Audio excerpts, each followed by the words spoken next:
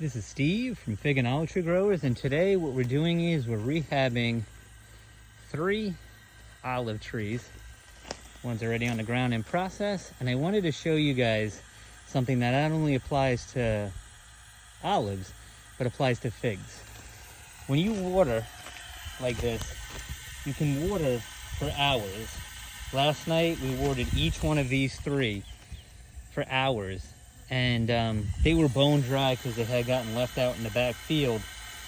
And olives are very drought resistant, but getting them to come back takes a lot of watering, but it's a specific type of watering. So you can water at this nice slow pace for hours. And what it's gonna do if the soil has totally dried out is it's going to actually just wet the top and the bottom. It's gonna like shunt right through the dry stuff. So let me show you. I pulled this one out of the pot. So you've got to pull these big trees out of the pot. And if we look, the top is moist, the middle is bone dry, and the bottom I took off already, but as you can see, it was moist back here. And I wanted everybody to see how actual dry this is. It's super dry all the way into the core. It's super dry, as compared to the top, which is nice and wet. And the reason why is it's gonna take probably, if I didn't pull this out of the pot, weeks of watering it the way I'm watering it, like this, for actually it to become saturated enough that it doesn't shunt through, or we need a ton of rain. And this is the dry season now in Florida, so in order to get this plant ramped up, I gotta pull all this soil out, I gotta wet it and soak it in the base here, and so that I can get a nice base of really soaking wet. And then once I get this stripped down to mostly root, I can spray it down with the hose, get it all wet in and out of all those roots, and then I can put it into the bucket and start doing it in stages where I add a little bit of fresh dirt, then I water it for a while, another little bit of fresh dirt, and water it so I can get it super heavy, super dense, super saturated. And then it won't run through as fast, and it'll saturate more. And then after doing that for about a week, the soil will be wet enough that we can fertilize it and it won't dry out and dry up the plant. So I just wanted to post this to everybody because it goes for figs too. I've had the same thing happen with figs. They're just easier because they're smaller and they're a lot more resilient. They pop back really fast because their growth is incredibly fast. Olives take forever. These to come back, you can see we've got half of the tree bare. That'll probably take a year to come back of full watering. So we'll get some new shoots, and we may choose the new shoots instead of the old ones because they'll have more vigor.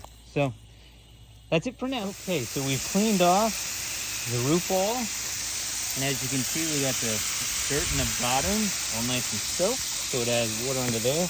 And now what we're doing is we're watering all the roots. So you can see we can get right into the core of the tree, get that all nice and wet. Make sure that material is draining well. And we're just gonna start adding dirt, and I'll show you the next step. So as you can see, I just added in a whole bunch of new dirt. And so what I like to do is spray the tree down a little. And again, this works for figs too. So I don't like to get this dirt too heavy, just a little wet. And then what I like to do is grab the tree by the trunk and then start to lift it up. It's actually like a plunger effect to try and get the tree roots spread out a little more so we can get it higher in the pot so that it can spread out better. Okay. All right, after that's done, next I like to add a couple of bags of inexpensive topsoil. Believe it or not, I found this stuff at Ace. I went around to all the garden stores, then I went to Lowe's, went to Home Depot, and actually the cheapest, it was only $1 and change per bag. Looks like it's 3/4 cubic foot, and it doesn't look that bad. It looks pretty well aerated for the climate of Florida.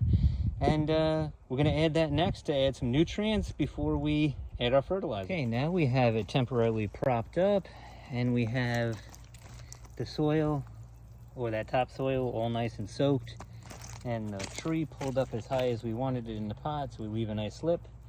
And now we go make some mulch. I have some olive trees that I pruned, and then you see these shoots coming off the side like this. We can't have that. So we can either train one of these to come up, the strongest one, and then leave the rest, because you don't want to create a weakness in the tree, meaning something that'll break off or draw a ton of energy from the bottom. So we're going to pull those off and chipper shred those and the other ones, put them all in the pot as a mulch with some other pine bark. And then, as you can see, a lot of these dead branches, we're going to find which ones are dead and which ones are dormant, and just trim off all the dead branches and mulch those too.